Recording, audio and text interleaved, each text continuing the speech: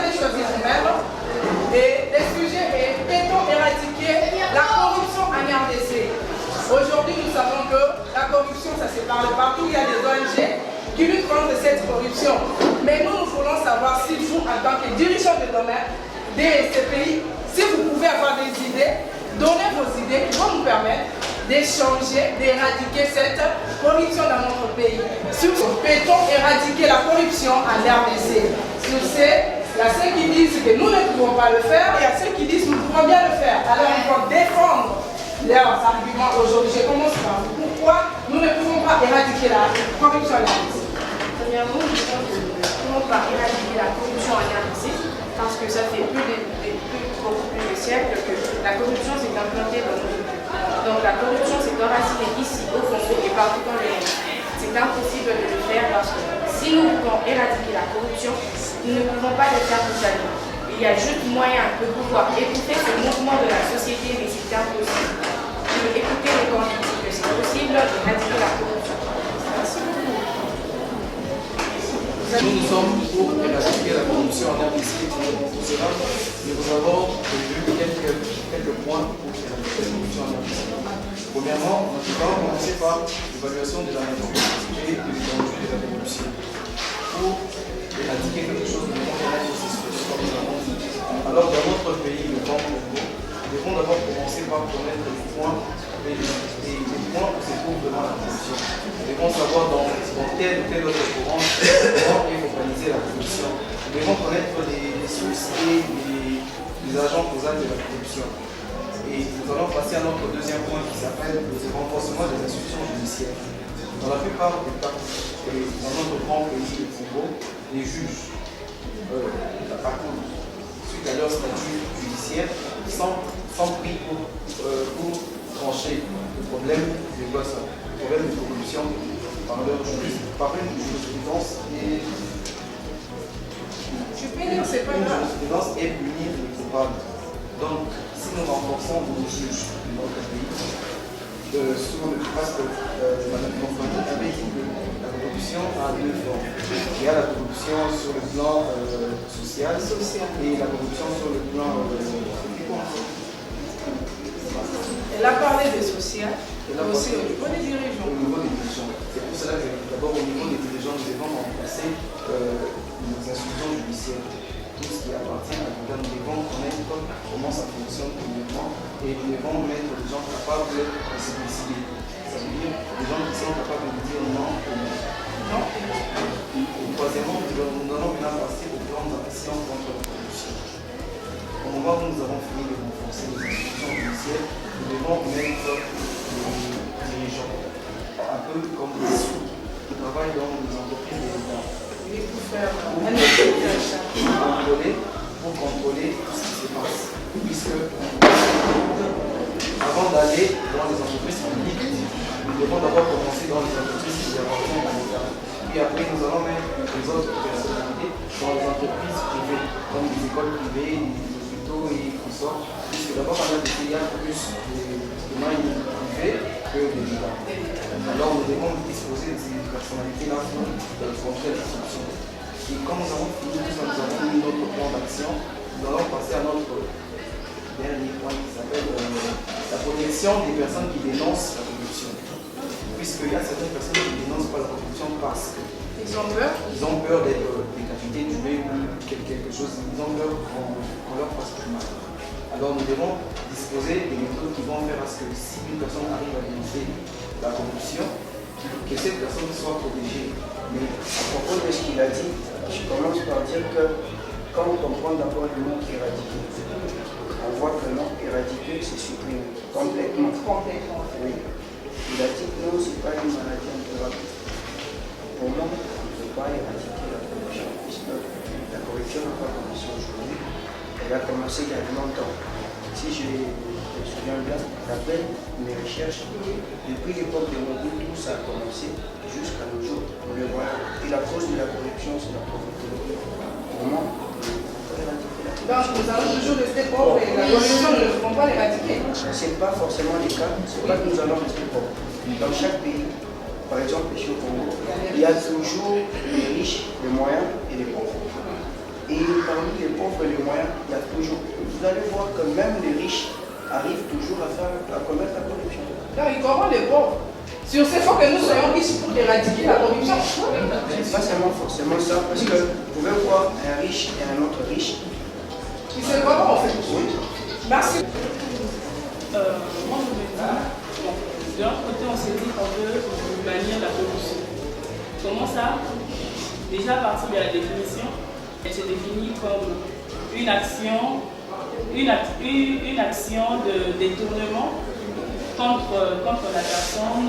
C'est genre obliger à une personne de faire ce qu'il ne veut pas. Donc, forcément, il est fait malgré lui. Donc, avec ça, il faut vraiment faire un effort pour la bannir. En soi, je me dis, la corruption, bon, j'ai très bien entendu, là, on a dit, la corruption est à la base de la pauvreté. Moi, je me dis que c'est pas vrai. Ça dépend aussi de la personne. Ça dépend aussi de la personne. On voit pas. Il y a de ce corps qui réfléchissent. Tu ne peux pas venir là, tu proposes quelque chose qui n'est pas vraiment de ma volonté et tu m'obliges de le faire. Moi-même, je ne peux pas le faire. Donc, il faut toujours, il faut la bannir pour aider Les compatriotes qui sont faibles, ceux-là qui ne savent pas Donc c'est comme si vous êtes de même avis que les autres parce que vous dites que ce sont les pauvres. Les riches viennent vers le pauvre pour les corrompre, pour qu'ils fassent quelque chose pour eux. Donc c'est signe de dire que non, on ne peut pas éradiquer la corruption en RDC parce que nous sommes pauvres. Non, c'est ce que je dis. Je dis, on ne peut pas dire ça. Moi, je dis qu'on peut éradiquer la corruption. Oui. Pourquoi? Parce que d'abord, ça montre comment notre pays n'est pas développé. Alors, pour la rendre développée, on doit éradiquer. Et il y a un moyen pour ça. Changer notre personnalité. Changer notre personnalité, bien sûr. Chaque jour, nous vivons la corruption. Il y a par exemple dans les écoles, un parent qui constate que son fils a échoué, il part auprès du directeur, il lui donne un peu d'argent et l'élève passe de classe. Aujourd'hui, sur la route, quand un véhicule fait on appelle ça comment? Quand le chauffeur, là, il commet une faute, il donne l'argent au PC. Là aussi, c'est de la corruption. Mais aujourd'hui, en tant que dirigeant de domaine, vous qui êtes là, qu'est-ce que vous pouvez faire pour éradiquer la corruption ou pas? Je suis contre l'éradication. Pourquoi? Parce que si on commence déjà par la source. Si la source a été corrompue, imaginez-vous, la source est amère. Comment pourrons-nous rendre la source a été corrompue. Moi, je pense qu'il y a deux classes de corrompus. Il y a les corrompus chez les dirigeants et ceux qui sont dans la société. Ceux qui sont dans la société, ils se laissent corrompre parce qu'ils n'ont pas le choix. Quand ils sont impayés, qu'est-ce qu'ils doivent faire? Il y a leurs enfants qui meurent de faim à la maison et on leur propose un petit quelque chose. Ils ne peuvent pas refuser. Et il y a les dirigeants, eux, qui sont... Eux, en fait, ils n'ont pas de risque. Ils n'ont pas de risque. Chez moi, le camp de ceux qui peuvent éradiquer la corruption. Alors, pour la corruption, je vais dire que ça réside dans deux problèmes. Le premier, c'est la pauvreté. Le deuxième, c'est la non-fiabilité de notre appareil judiciaire. On se dit qu'un homme corrompu va donner son honneur quand il n'a pas vraiment le choix. Parce qu'on voit mal un homme bien payé, qui vit bien, avec une famille, des enfants, venir se faire corrompre pour une petite somme. Alors là, on parle de la pauvreté. Quand je parle de notre appareil judiciaire, c'est que quand déjà quelqu'un est corrompu au niveau national, comme elle a dit à la présidentielle et tout ça, c'est à l'appareil judiciaire déjà de punir. Quand notre appareil judiciaire ne fonctionne pas, il ne punit pas. Elle ne fonctionne pas. Non, elle est morte. Elle est morte. Elle est morte. Oui. On ne dit pas qu'elle Et si demain vous occupez ce poste-là, donc vous n'allez pas changer ça? Vous allez changer. Si. Ah bon? Vous avez évoqué la personnalité ou la dignité. Oui. Même si vous n'avez pas d'argent, vous n'avez pas de moyens, est-ce que vous ne pouvez pas rester dans votre camp-là de la personnalité ou... Écoutez, la dignité paye en fait. Oui. Je suis digne et je tiens à me respecter. Une personne qui choisit le non-respect au lieu du respect, il aura l'argent, mais il ne sera pas respecté. On va toujours continuer à parler de lui. Maintenant, entre les deux, vous choisissez quoi? Moi, j'ai choisi la personnalité. La personnalité. Sans boulot, la personnalité. Écoutez, je fais mes études. La personnalité. Donc là, vous n'allez pas accepter la corruption. Vous n'allez pas accepter la corruption. Je n'accepterai pas la corruption. Merci. Et je suis contre, je pense qu'on peut éradiquer la corruption et l'impunité. Et moi, je me dis que tout doit d'abord commencer par, on doit d'abord avoir la volonté. Moi, je me dis que quand on a une volonté, j'ai la ferme conviction que l'on peut éradiquer la corruption. Il suffit juste d'avoir la volonté. Ça commence toujours par la tête. Et quand on a nos dirigeants qui ne respectent rien, c'est impossible qu'on puisse continuer comme ça. Vous accusez trop les dirigeants? Moi, je dis que ça commence par la tête. Si nous voulons éradiquer la corruption en RDC, ce n'est pas qu'une question du gouvernement, puisque la corruption ne concerne pas seulement le gouvernement. La corruption concerne le peuple. Dans le peuple, il y a aussi le gouvernement. Donc, nous d'abord, la population congolaise, nous devons d'abord commencer par nous-mêmes à arrêter la corruption.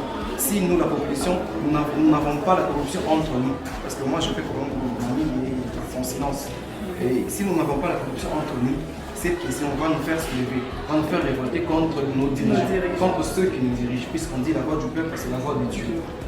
Alors nous devons faire remonter la population d'abord du peuple jusque là-bas. Alors le gouvernement va se sentir obligé de mettre la corruption au premier rang à la main.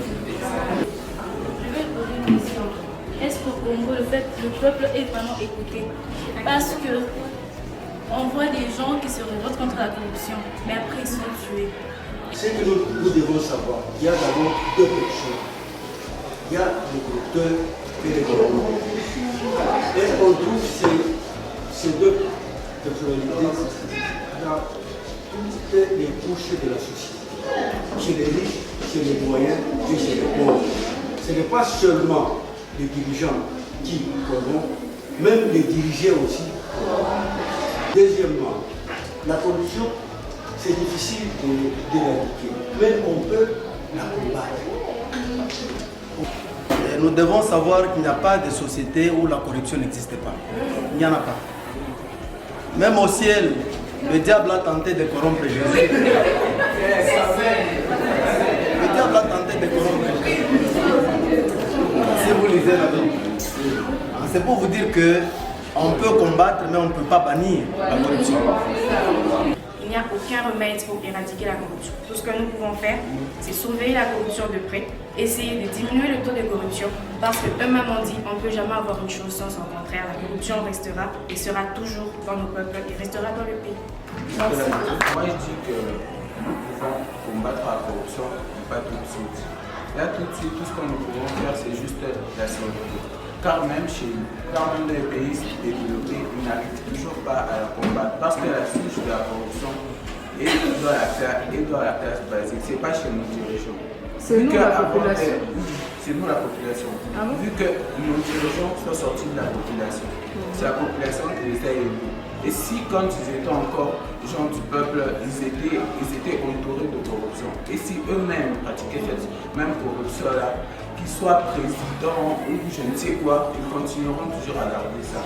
Alors pour essayer d'éradiquer la corruption au plus haut niveau, il faudrait commencer par la base. C'est pourquoi nous proposons des changements de mentalité.